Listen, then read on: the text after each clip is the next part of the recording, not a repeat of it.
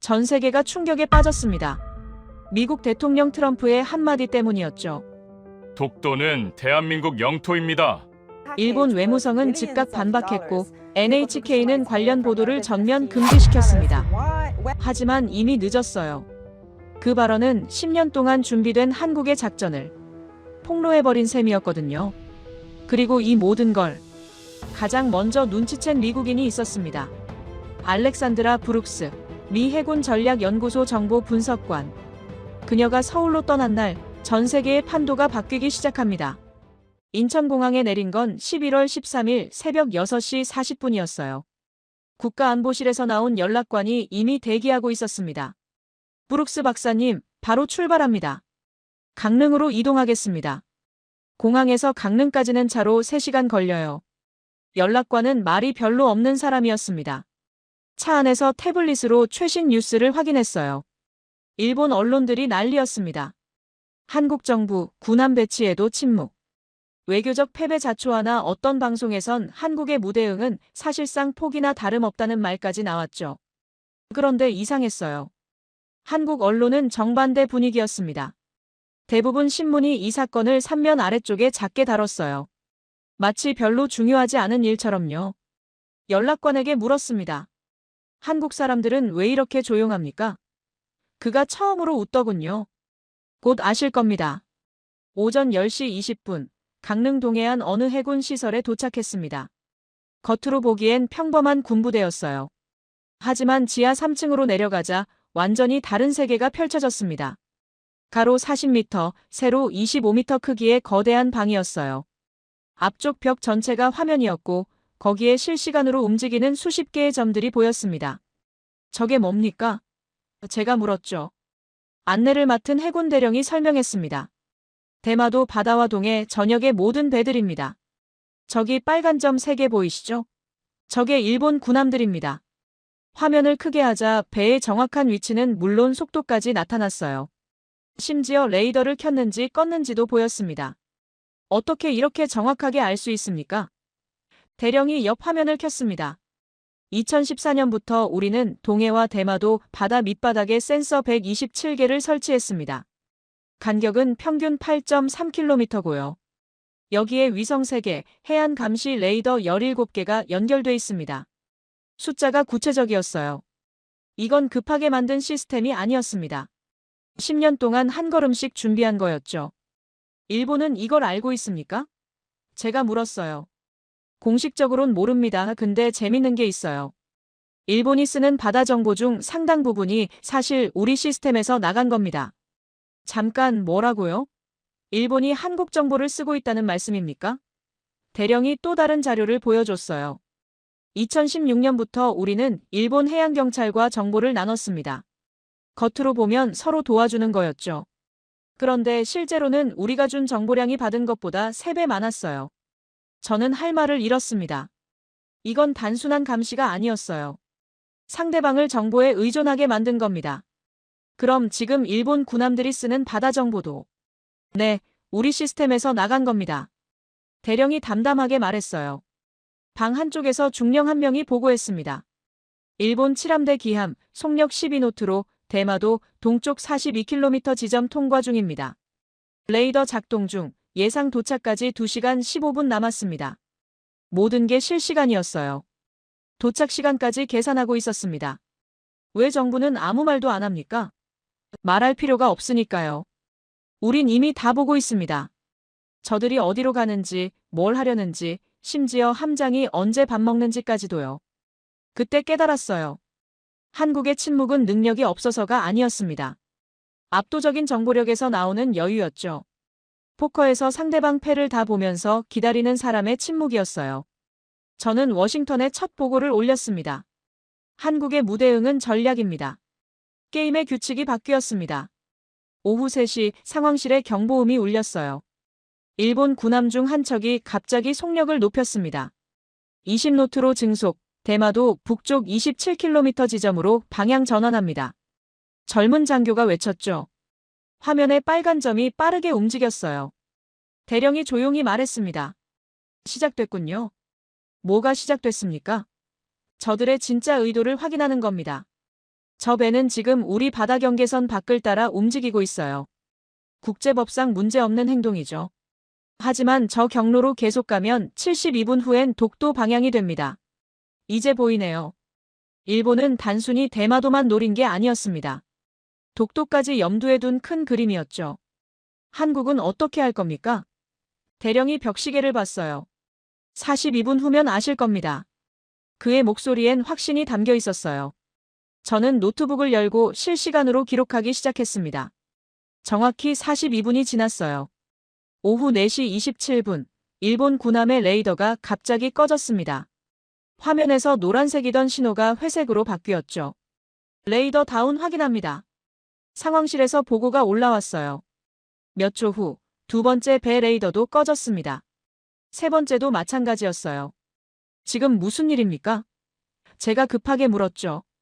전파 교란입니다. 울릉도 기지에서 쏜 거예요.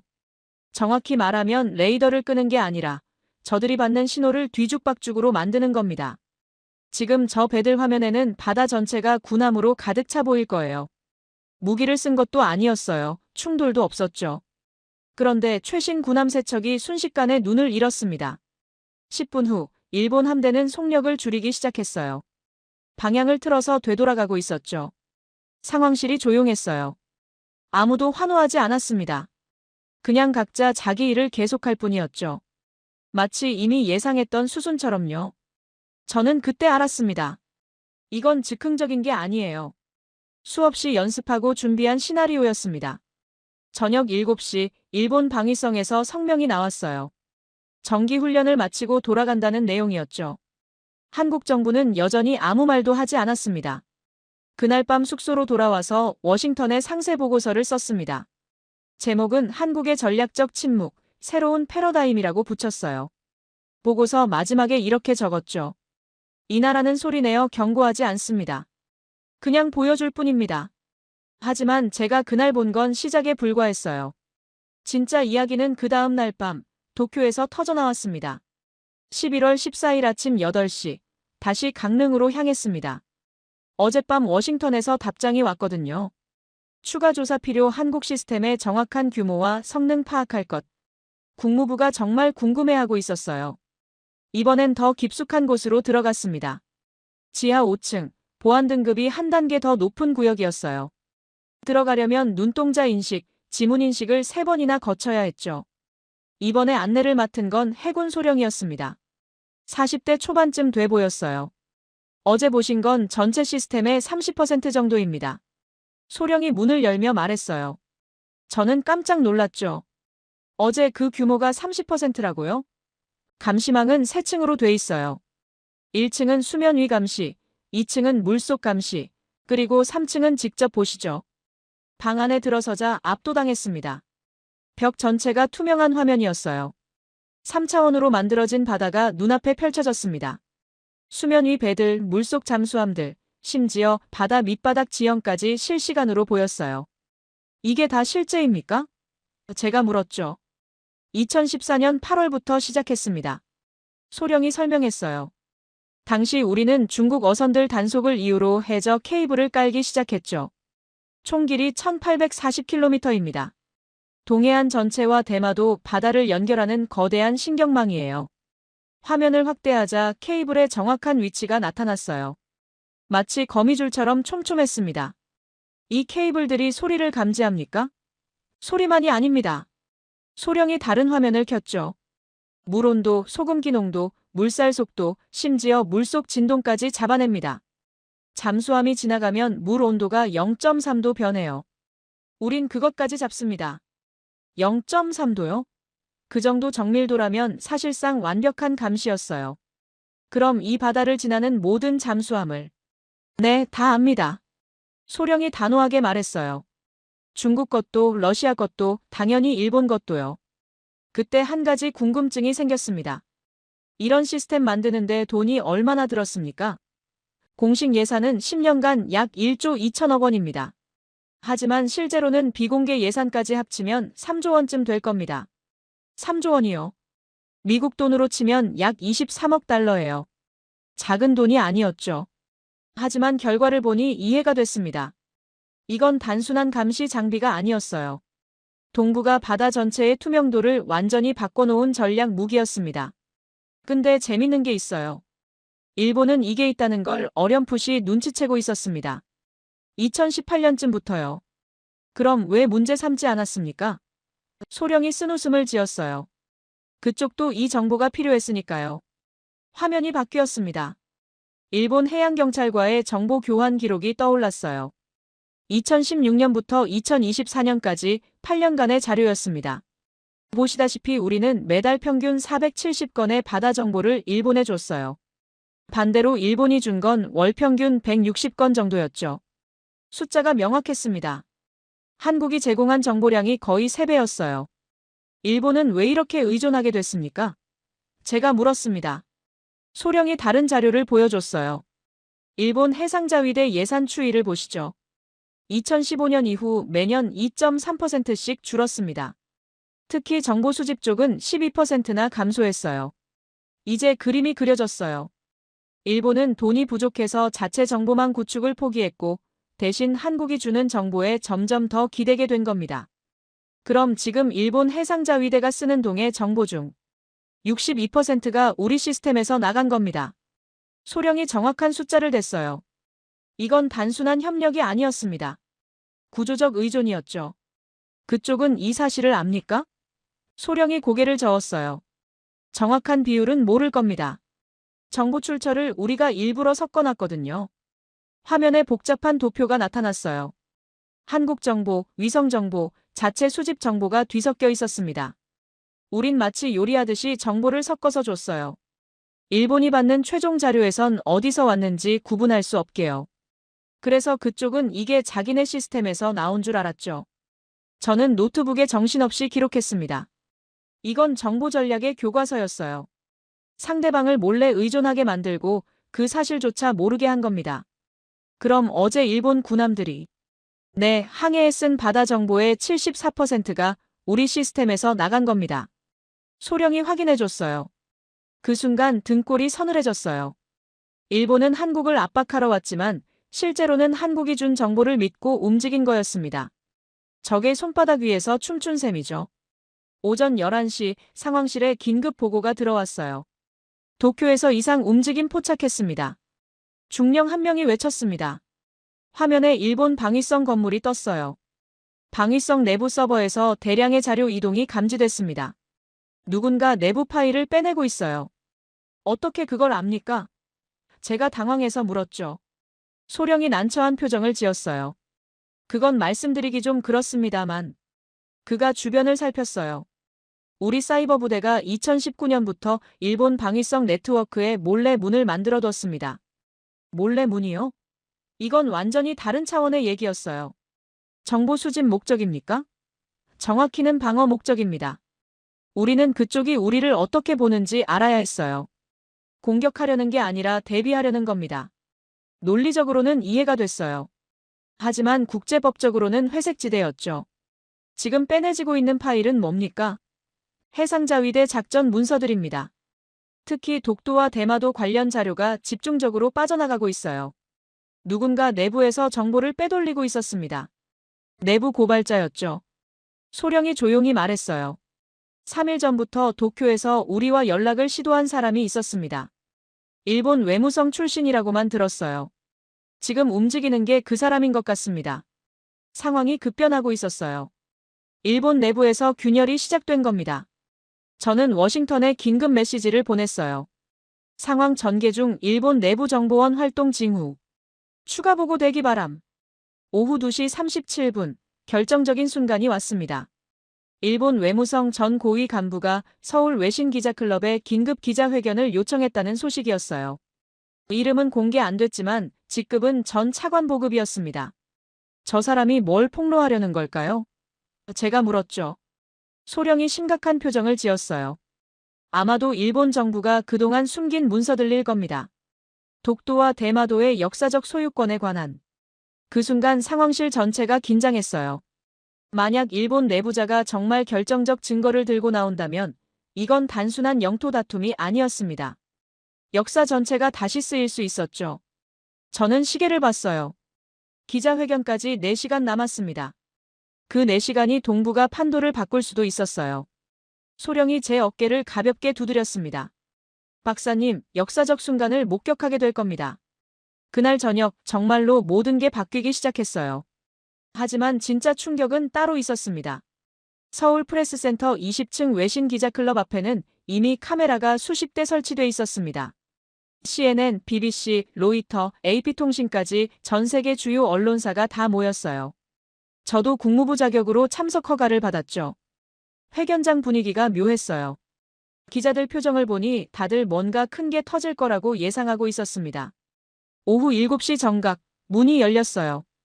60대 중반쯤 돼 보이는 일본인 남성이 들어왔습니다. 회색 양복에 안경을 쓴 모습이었어요. 제 이름은 다나카 히로시입니다. 그가 한국어로 말문을 열었어요. 발음이 꽤 정확했습니다. 저는 1985년부터 2019년까지 34년간 일본 외무성에서 근무했습니다. 마지막 직책은 동북아시아국 차관보였습니다. 그가 서류 가방에서 두꺼운 파일을 꺼냈습니다. 오늘 이 자리에 선 이유는 단 하나입니다. 진실을 말하기 위해서입니다. 제가 34년간 지켜본 일본 정부의 거짓말을 더 이상 참을 수가 없었습니다. 회견장이 조용해졌어요. 플래시가 정신없이 터졌습니다. 다나카 씨는 파일 첫 장을 넘겼어요. 1987년 3월, 일본 외무성은 대마도 역사 왜곡 프로젝트를 시작했습니다. 코드명은 북방방어선이었죠. 목적은 명확했습니다. 대마도가 역사적으로 일본 땅이었다는 증거를 만들어내는 것이었습니다. 만들어낸다고요? 증거를 조작했다는 얘기였어요. 다나카 씨가 문서를 들어올렸습니다. 이 문서는 1987년 4월 15일자 외무성 내부 회의록입니다. 여기 보시면 이렇게 적혀 있어요. 조선시대 문헌에서 대마도 관련 기록을 찾아 삭제하거나 재해석할 것. 카메라 셔터 소리가 요란했어요. 제 옆에 앉은 CNN 기자가 급하게 메모하고 있었습니다. 다나카 씨는 계속 말을 이었어요. 1993년에는 더 심각한 작업이 진행됐습니다. 독도 관련 고문서 조작이었죠. 일본 측에 유리한 내용으로 바꾸거나 아예 새로 만들어냈습니다. 증거가 있습니까? 한 기자가 소리쳤어요. 다나카 씨가 고개를 끄덕였습니다. 여기 다 있습니다. 원본과 조작본을 비교한 자료입니다.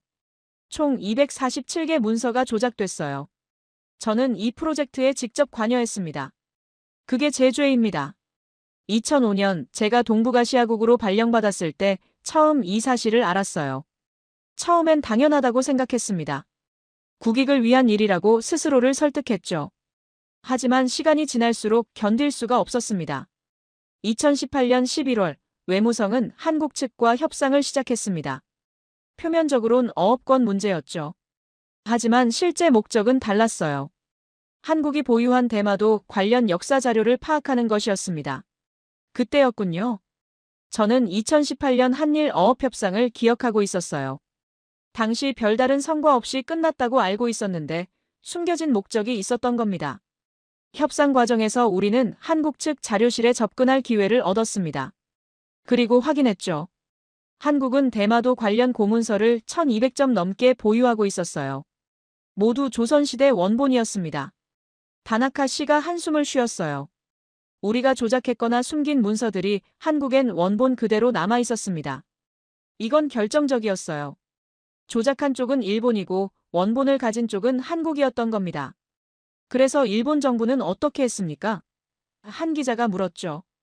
2019년 1월 비상대책회의가 열렸습니다. 결론은 간단했어요. 한국이 이 자료들을 국제사회에 공개하기 전에 선제적으로 대마도 영유권을 강화하자는 것이었습니다. 그게 바로 지난 3일간 벌어진 군함 배치의 진짜 이유입니다. 회견장이 술렁였어요. 군사 도발이 사실은 역사 조작을 감추기 위한 것이었다니요. 다나카 씨는 계속해서 문서를 공개했습니다. 여기 2020년 2월자 문서를 보시죠. 일본 방위성과 외무성 합동 보고서입니다. 제목이 한반도 정보 의존도 감축 방안이에요. 그 문서에는 놀라운 내용이 담겨 있었어요. 일본이 한국 해양 정보에 얼마나 의존하고 있는지 정확히 파악하고 있었던 겁니다. 2020년 당시 우리 의존도는 58%였습니다. 방위성은 이를 30% 이하로 줄이라는 지시를 받았어요.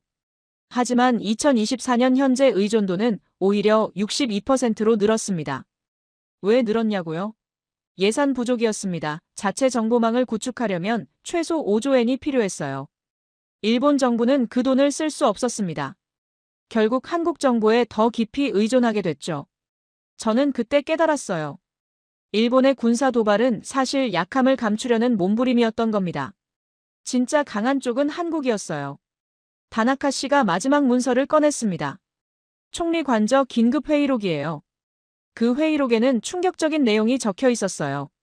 한국의 침묵은 전략이다. 우리가 먼저 움직이길 기다리고 있다. 군함을 보내면 그들은 우리의 정보 의존도를 드러낼 것이다. 다나카 씨가 문서를 읽었습니다. 이미 알고 있었어요. 한국이 함정을 놓고 기다린다는 걸요. 하지만 총리는 강행을 지시했습니다. 왜 강행했습니까? 국내 정치 때문이었습니다. 지지율이 떨어지고 있었거든요. 강경한 모습을 보여야 했던 겁니다. 설령 그게 함정인 줄 알아도 말이죠. 회견이 끝난 건 밤 9시였어요. 2시간 동안 다나카 씨는 247개 문서를 하나하나 공개했습니다. 조작된 역사, 숨겨진 진실, 그리고 일본 정부의 치밀한 계획까지요. 회견장을 나서는데 CNN 기자가 제게 물었습니다. 브룩스 박사님, 이거 진짜라고 보십니까? 문서 양식, 도장, 날짜 표기 방식까지 모두 일본 정부 공식 문서와 일치합니다. 저 사람이 34년간 외무성에 있었다면 충분히 가능한 일입니다. 그날 밤 숙소로 돌아와서 워싱턴에 긴급 보고서를 작성했어요. 하지만 보고서를 보내기도 전에 전화벨이 울렸습니다. 국무부 상황실이었어요. 박사님, 백악관이 움직이기 시작했습니다. 48시간 안에 모든 게 바뀔 겁니다. 그 말이 무슨 뜻인지 곧 알게 됐어요. 11월 15일 새벽 3시 17분, 제 호텔방 전화벨이 울렸습니다. 국무부 상황실에서 걸려온 전화였어요. 박사님, 지금 당장 CNN 켜세요. 긴급 상황입니다. 화면에는 백악관 집무실이 보였습니다. 트럼프 대통령이 책상 앞에 앉아 있었어요. 새벽 2시, 그러니까 워싱턴 시간으론 낮 12시였죠. 예정에 없던 긴급 기자회견이었습니다. 여러분, 오늘 아침 저는 매우 흥미로운 보고서를 받았습니다. 트럼프가 두꺼운 파일을 들어올렸어요. 일본과 한국 사이 대마도라는 섬에 관한 역사적 자료들입니다. 우리 국무부와 국방부가 48시간 동안 긴급 분석한 내용이에요. 대마도 얘기가 백악관에서 나올 줄은 몰랐습니다. 트럼프가 파일을 펼쳤어요. 자료를 보니까 명확하더군요. 대마도는 역사적으로 한국 땅이었습니다. 조선이라는 나라가 수백 년간 관리했어요. 회견장이 술렁였어요. 기자들이 일제히 손을 들었습니다. 트럼프가 한 명을 지목했죠. 대통령님, 그건 일본과 한국 사이 문제 아닙니까? 왜 미국이 개입합니까? 좋은 질문입니다. 트럼프가 웃었어요. 우리가 개입하는 이유는 간단해요. 진실 때문입니다. 저는 거짓말을 싫어합니다. 일본이 그동안 역사를 조작했다는 증거가 명확해요. 247개 문서를 조작했다고 하더군요. 다나카 씨가 공개한 문서들을 이미 파악하고 있었던 겁니다. 트럼프가 계속 말했어요. 더 중요한 건 안보 문제입니다. 우리 국방부 보고에 따르면 일본 해상자위대는 해양 정보의 62%를 한국에 의존하고 있어요. 이게 뭔 소립니까? 동맹국이 다른 동맹국 정보 없이는 작전도 못한다는 거잖아요. 정확한 숫자였어요. 트럼프가 카메라를 똑바로 봤어요. 그래서 제 결론은 이겁니다.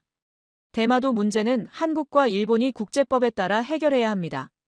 하지만 역사적 근거로 보면 한국 주장이 훨씬 타당해 보입니다. 이건 사실상 한국 손을 들어준 거였어요. 미국 대통령이 공개석상에서 대마도가 한국 땅일 수 있다고 말한 겁니다. 트럼프가 마지막 한마디를 덧붙였어요. 일본 총리한테 전화했습니다. 조작된 역사로 동맹 관계를 망치지 말라고 했어요. 진실을 인정하고 한국과 대화하라고 말했습니다. 회견이 끝났어요. CNN 앵커가 흥분한 목소리로 말했습니다. 방금 역사적 발언을 들으셨습니다. 미국 대통령이 대마도 영유권 문제에 처음으로 입장을 밝혔습니다. 제 전화기가 미친 듯이 울렸어요. 국무부, 국방부, 백악관에서 동시에 연락이 왔습니다. 모두 같은 질문이었어요. 현장 상황이 어떻습니까? 저는 서둘러 옷을 갈아입고 청와대로 향했습니다. 새벽 5시 청와대 국가안보실 상황실에 도착했어요. 이미 수십 명이 모여 있었습니다. 대형 화면에는 전 세계 언론 반응이 실시간으로 떠올랐어요. BBC는 미국 대마도 영유권 논란 개입, 로이터는 트럼프, 일본 역사 조작 비난, 일본 NHK는 미국 대통령 발언에 일본 정부 긴급 대응이라는 헤드라인을 뽑았습니다. 안보실장이 저를 봤어요. 브룩스 박사님, 워싱턴 반응이 어떻습니까? 제가 대답했죠. 국무부는 당황하고 있습니다. 대통령이 사전 협의 없이 발언했거든요. 하지만 되돌릴 수는 없을 겁니다. 일본 반응은요? 다른 참모가 물었습니다. 저는 태블릿을 확인했어요. 도쿄는 지금 난리입니다. 총리 관저에서 긴급 강요 회의가 소집됐어요. 외무장관이 미국 대사를 불렀다는 소식도 들어왔습니다. 안보실장이 고개를 끄덕였어요. 예상대로군요. 우리는 계속 침묵을 유지합니다. 미국이 말해줬으니 우리가 굳이 나설 필요가 없어요. 정말 철저한 전략이었어요. 한국은 처음부터 끝까지 직접 나서지 않았습니다. 일본 내부자가 폭로하게 만들고 미국 대통령이 말하게 만든 겁니다. 안보실 참모 한 명이 보고했어요. 일본 언론 분석입니다. 아사히 신문은 정부 비판 사설을 준비 중이고 마이니치 신문은 역사 조작 검증 기사를 내보낼 예정입니다. 일본 내부에서도 균열이 커지고 있었어요. 조작된 역사를 더 이상 방어할 수 없는 분위기였죠. 오전 8시 결정적인 소식이 들어왔습니다. 일본 총리 긴급 성명 발표 예정. 모두의 시선이 화면에 집중됐어요. 일본이 어떤 입장을 내놓을지가 관건이었습니다. 2시간을 기다렸어요. 오전 10시 정각 일본 총리가 관저 브리핑룸에 나타났습니다. 국민 여러분, 그리고 국제사회 여러분. 총리의 목소리가 떨렸어요. 저는 오늘 매우 무거운 마음으로 이 자리에 섰습니다. 최근 제기된 역사자료 조작 의혹에 대해 정부 차원의 전면 조사를 지시했습니다. 인정한 거예요. 조사 결과가 나올 때까지 대마도 관련 모든 주장을 유보하겠습니다. 또한 한국 정부와 역사 공동 연구를 제안합니다. 청와대 상황실에서 박수가 터져 나왔어요. 완벽한 승리였습니다. 한국은 한마디도 하지 않았는데 일본이 스스로 물러선 겁니다. 안보실장이 제게 말했어요. 박사님, 이게 바로 21세기 전쟁입니다. 총 한 방 안 쓰고 이기는 거죠. 저는 워싱턴에 긴급 보고를 올렸습니다. 하지만 상황은 거기서 멈추지 않았어요. 오후 2시 제 태블릿에 긴급 알림이 떴습니다. 도쿄 외무성 건물 앞에서 무언가 일어나고 있었어요. 라이브 영상을 켰는데 예상하지 못한 장면이 펼쳐졌습니다. 일본 내부에서 더 큰 폭풍이 몰아치기 시작한 겁니다. 일본 외무성의 배신 화면에는 일본 외무성 정문 앞이 보였어요. 경찰 바리케이드가 쳐져 있었고 수백 명의 시민들이 모여 있었습니다. 플래카드를 든 사람들이었죠. 진실을 밝혀라, 역사 조작 책임자 처벌하라는 문구가 보였어요. 안보실 참모가 말했습니다. 일본 시민단체들이 자발적으로 모였다고 합니다. SNS로 순식간에 퍼졌어요. 지금 도쿄 시내 3곳에서 동시 집회가 열리고 있습니다. 일본 내부 분위기가 급변하고 있었어요. 오후 3시 15분, 더 큰 뉴스가 터졌습니다. 일본 외무성 현직 과장급 공무원 2명이 추가로 기자회견을 열겠다고 발표한 겁니다. 다나카 씨에 이어 2번째 내부 폭로였어요. 안보실장이 중얼거렸습니다. 시작됐군요, 내부 붕괴가. 오후 5시, 도쿄 한 호텔 회견장에 2명의 일본 공무원이 나타났어요. 한 명은 40대 초반, 다른 한 명은 50대 중반쯤 돼 보였습니다. 얼굴을 공개하지 않았어요. 모자이크 처리된 화면으로 진행됐죠. 저희는 현재 외무성 동북아시아국에서 근무하고 있습니다. 나이 많은 쪽이 말문을 열었어요. 목소리 변조까지 됐습니다. 다나카 전 차관보님이 공개하신 내용은 모두 사실입니다. 저희가 그 증거를 가지고 있습니다. 그가 USB 메모리를 꺼내 들었어요. 이 안에는 2019년부터 2024년까지 외무성 내부 이메일 2847건이 담겨 있습니다. 모두 역사 조작 프로젝트 관련 내용이에요. 오늘 이 자리에서 전 세계 언론사에 배포하겠습니다. 2847건이요? 엄청난 양이었어요. 젊은 쪽 공무원이 이어서 말했습니다. 저는 2021년부터 이 프로젝트에 동원됐습니다. 처음엔 단순한 자료 정리인 줄 알았어요. 하지만 시간이 지나면서 깨달았죠. 우리가 역사를 지우고 있다는 걸요. 그의 목소리가 떨렸어요. 2022년 8월 한국국립중앙도서관에서 대마도 관련 고문서 47점을 디지털화해서 공개했습니다. 우리 부서는 그 문서들을 분석했어요. 결론은 명확했습니다. 대마도는 조선 세종대왕 시절부터 조선의 관할 지역이었어요. 세종대왕 시절이면 1400년대예요. 600년 전 얘기였습니다. 하지만 우리는 그 사실을 숨겼습니다. 대신 반박 자료를 만들었죠. 존재하지도 않는 일본 측 고문서를 근거로 들었어요. 지금 생각하면 부끄럽습니다. 더 심각한 건 따로 있습니다.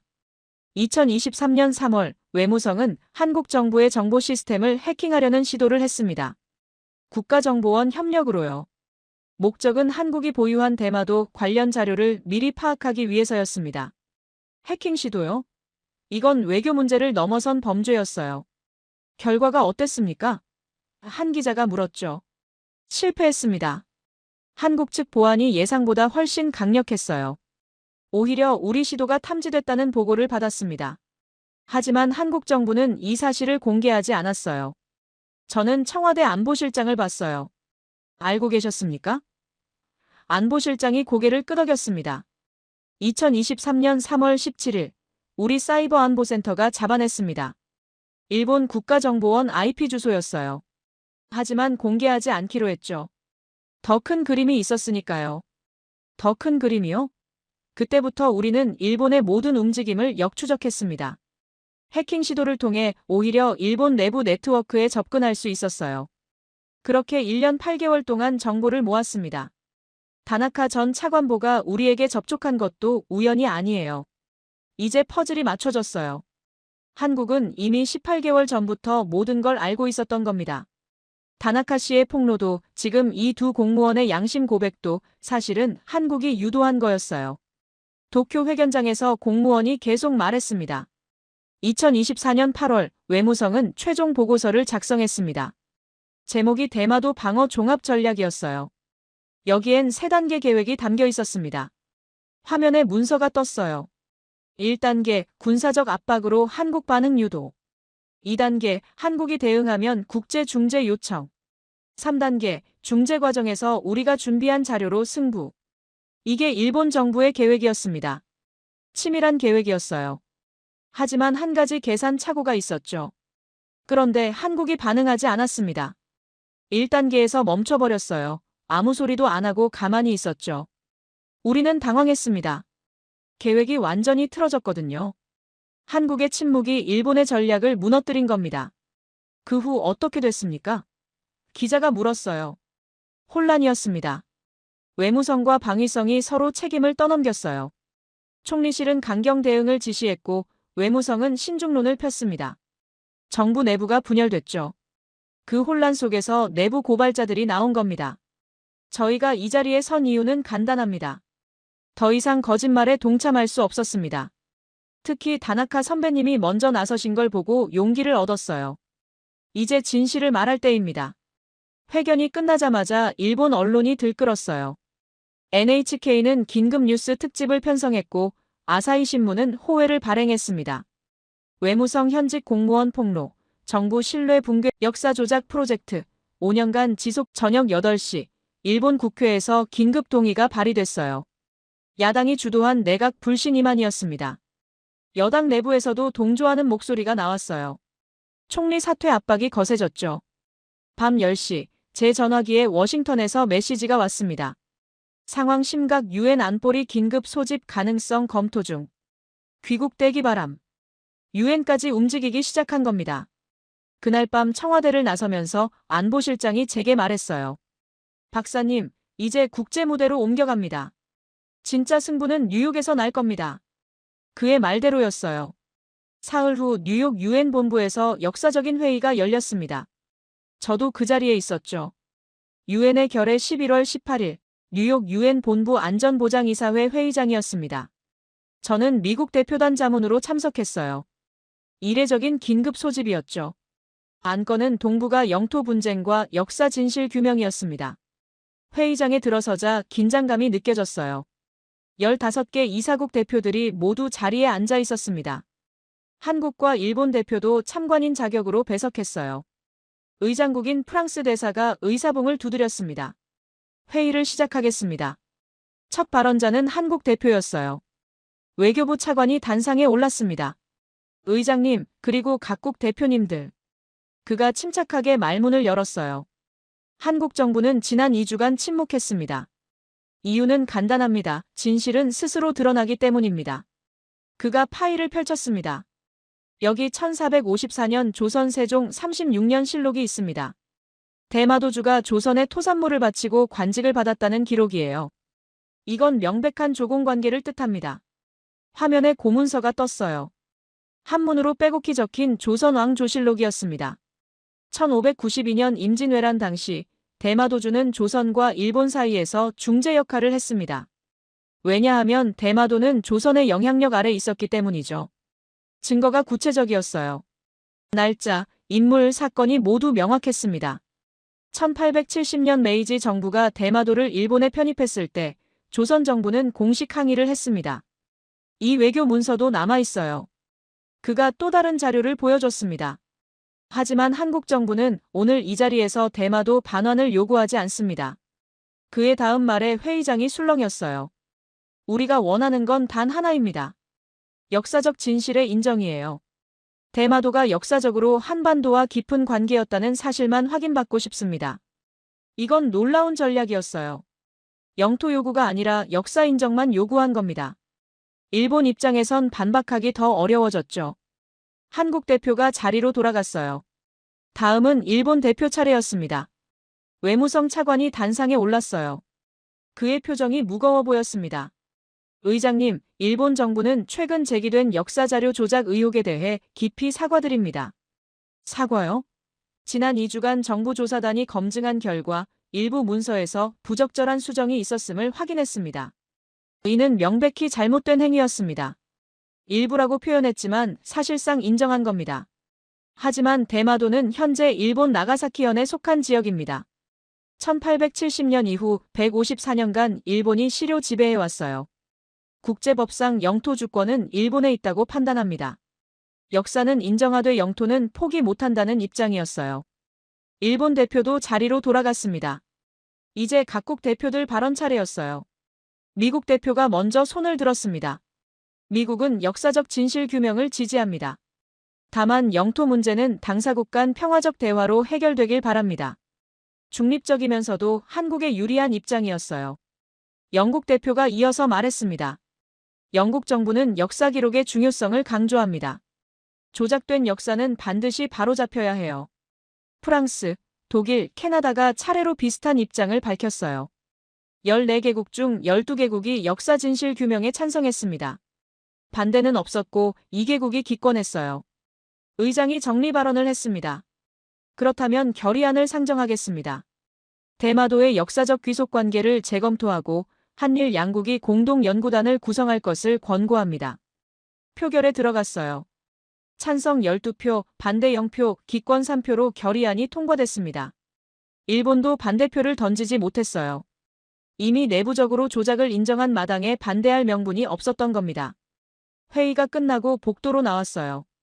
한국 대표단이 조용히 회의실을 빠져나갔습니다. 저는 그 모습을 보면서 또 한 번 느꼈습니다. 이 나라는 이겨도 자랑하지 않았어요. 복도에서 영국 대사가 제게 다가왔습니다. 브룩스 박사님, 한국의 전략이 인상적이더군요. 처음부터 끝까지 한 발도 앞서 나가지 않았어요. 상대방이 스스로 무너지게 만들었죠. 저는 고개를 끄덕였어요. 10년을 준비한 결과입니다. 정보망 구축, 증거 확보, 국제 여론 형성까지 모두 계획된 수순이었어요. 영국 대사가 웃었습니다. 이제 동북아 질서가 바뀌겠군요. 한국이 중심이 되는. 그의 말이 맞았어요. 사흘 후 워싱턴에서 더 큰 발표가 있었습니다. 미국 국방부가 동북아 전략 재배치를 선언한 겁니다. 그 내용은 모두를 놀라게 만들었어요. 저녁 7시 유엔 본부 근처 호텔에서 한국 대표단과 비공식 만남을 가졌습니다. 외교부 차관이 조용히 말했어요. 박사님, 아직 끝나지 않았습니다. 진짜 변화는 지금부터예요. 무슨 뜻입니까? 미국이 움직입니다. 동부가 군사 거점을 재조정할 겁니다. 그 중심에 한국이 있어요. 그가 태블릿을 보여줬습니다. 거기엔 국방부 극비 문서가 떠 있었어요. 이틀 후 펜타곤에서 발표될 내용입니다. 주일 미군 정보 작전의 70%가 한국으로 이관됩니다. 사실상 한국이 동북아 정보 허브가 되는 거죠. 70%요? 엄청난 변화였어요. 일본은 동의했습니까? 제가 물었습니다. 선택권이 없어요.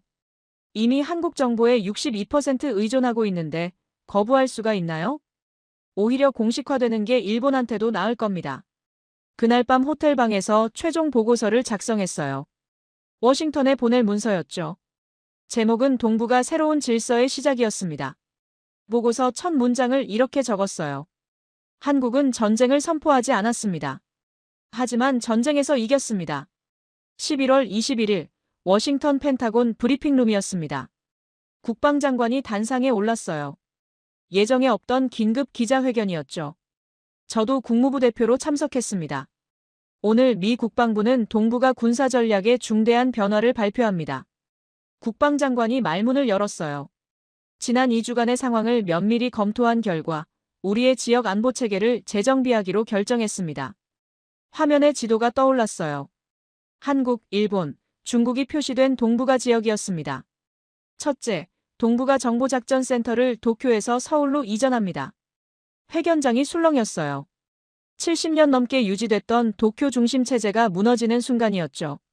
둘째, 한미정보 공유 협정을 최고 등급으로 격상합니다. 한국은 이제 미국의 5대 정보 동맹국이 됩니다. 5대 동맹국이요? 기존에는 영국, 캐나다, 호주, 뉴질랜드만 그 지위에 있었어요. 한국이 5번째가 되는 겁니다.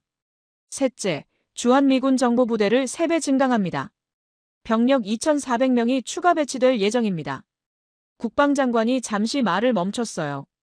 다음 발언이 가장 중요했습니다. 이러한 결정은 한국의 정보 능력을 인정한 것입니다. 지난 10년간 한국은 동북아에서 가장 정교한 감시 시스템을 구축했어요. 이제 그 시스템이 미국 안보의 핵심 자산이 됩니다. 공식적으로 한국의 정보력을 인정한 겁니다. 일본과의 관계는 어떻게 됩니까? 한 기자가 물었어요. 일본은 여전히 중요한 동맹국입니다. 다만 정보작전의 효율성을 고려해 역할을 재조정하는 겁니다. 한국이 정보 수집과 분석을 주도하고 일본은 작전 지원에 집중하게 됩니다. 듣기 좋게 표현했지만 사실상 일본이 한 단계 내려가는 거였어요. 회견이 끝나고 복도에서 CIA 부국장을 만났습니다.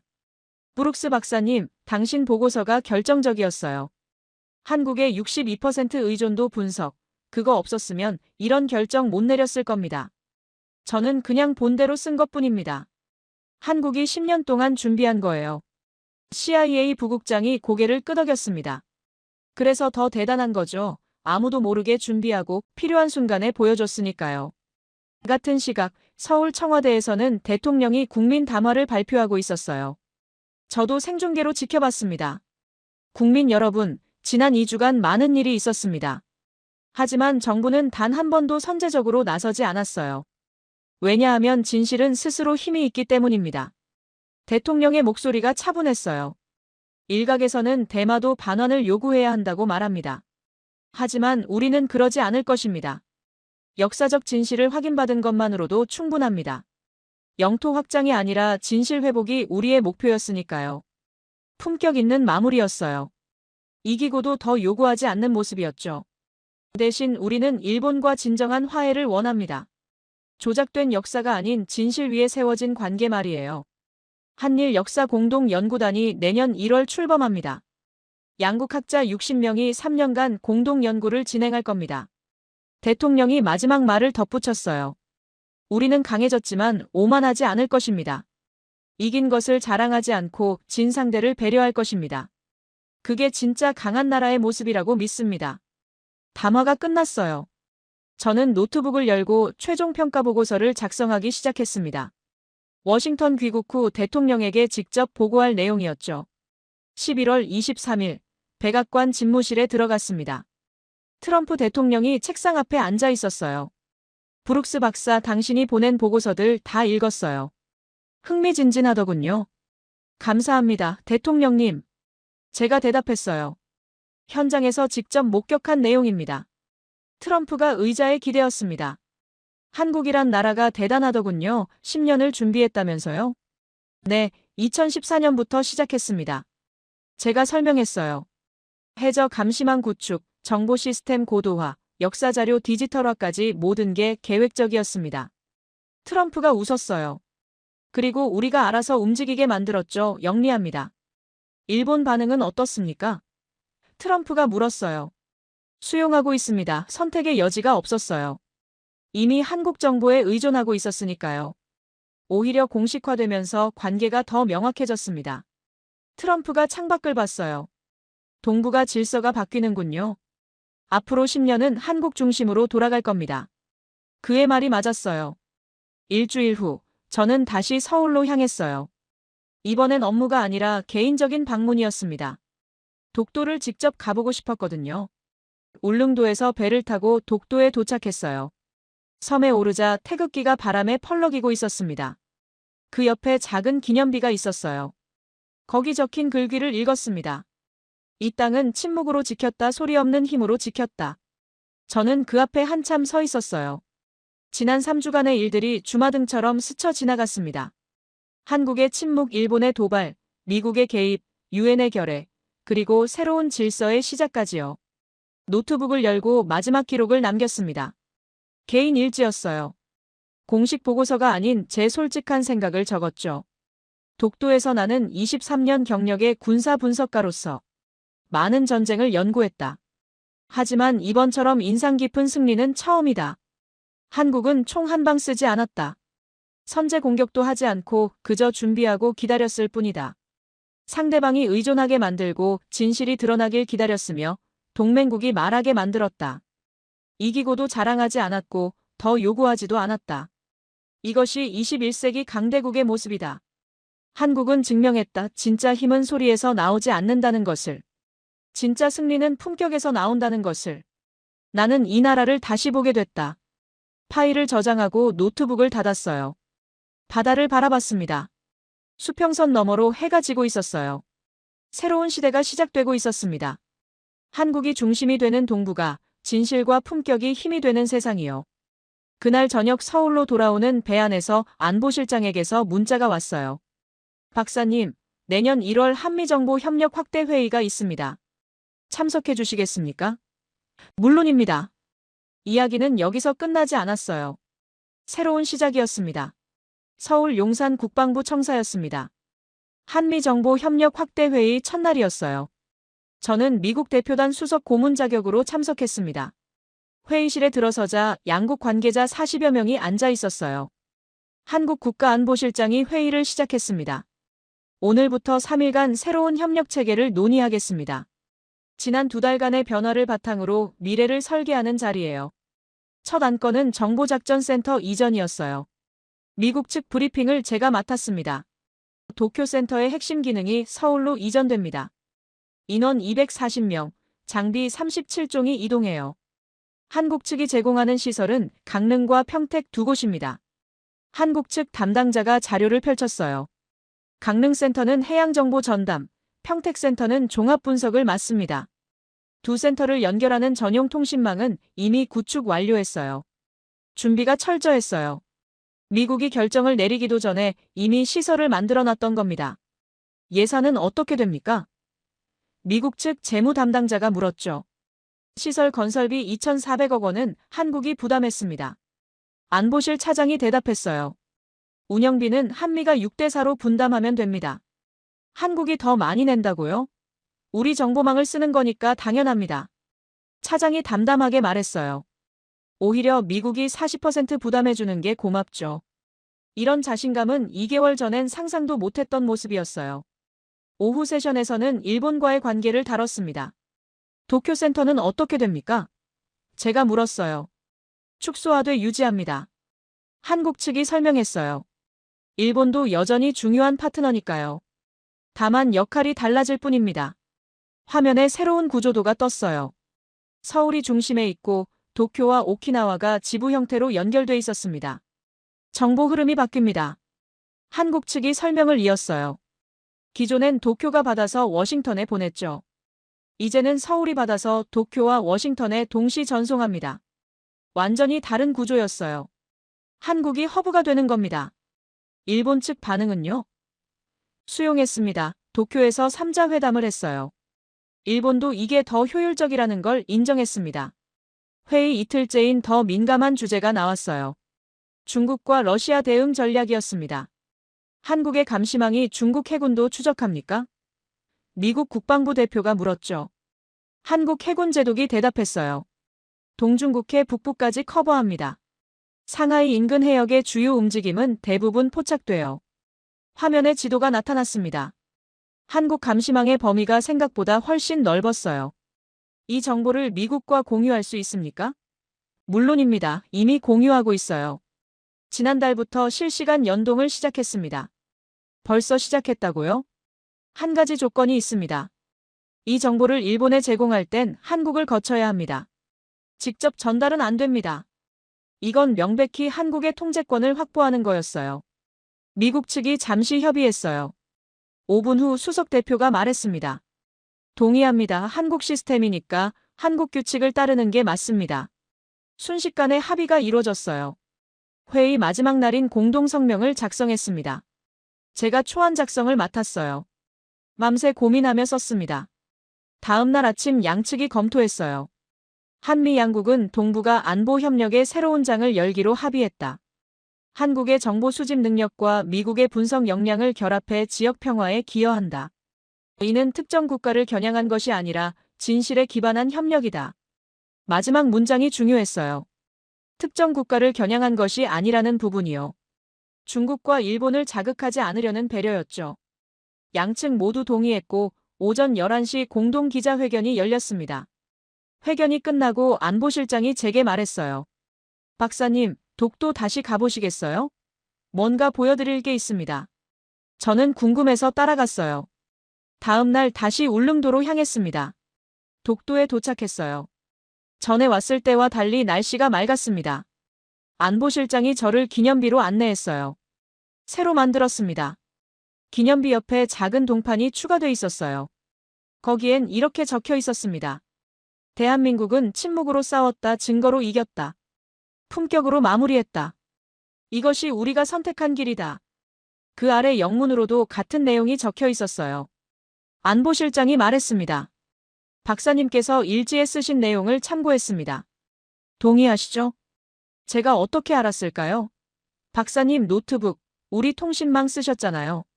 농담입니다. 사실 박사님이 보내신 보고서들을 읽고 감명받았어요. 그래서 비슷한 내용을 새겼습니다. 저는 동판을 한참 바라봤어요. 이 문장이 맞습니다. 한국이 보여준 게 바로 이겁니다. 안보실장이 바다를 가리켰어요. 저 바다 밑에 우리 감시망이 깔려 있어요.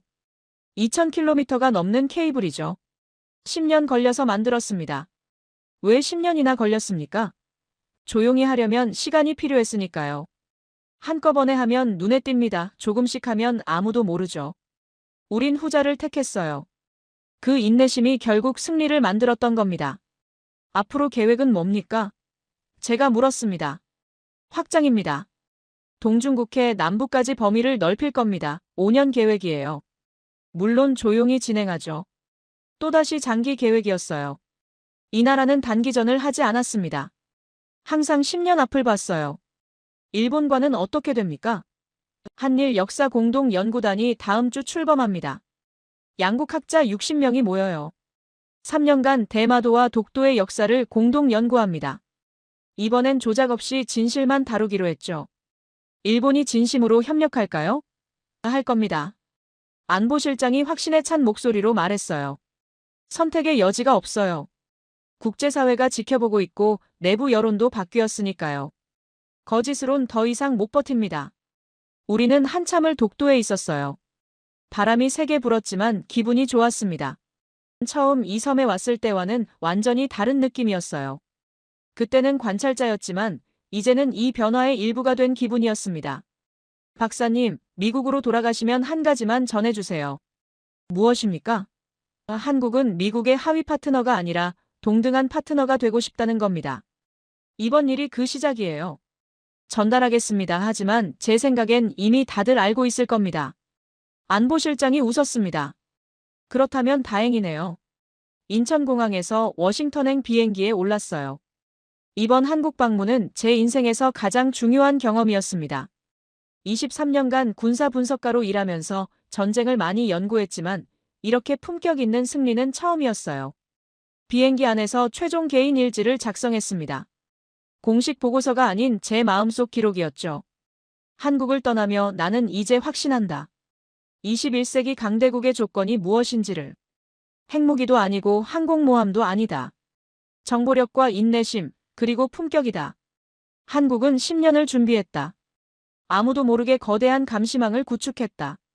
상대방이 의존하게 만들고 결정적 순간에 침묵으로 대응했다.